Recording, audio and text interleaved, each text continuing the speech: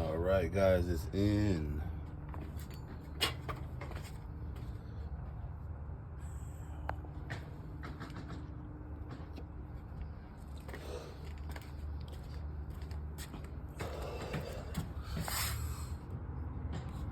All right, guys.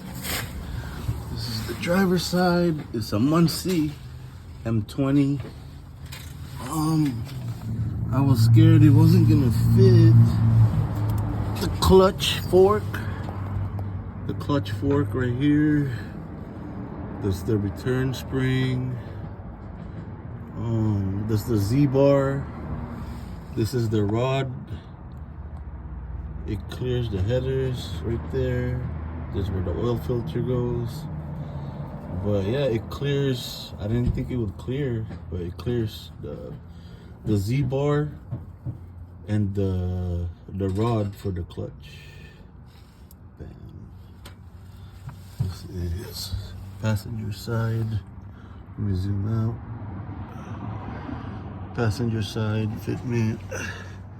Starter clear.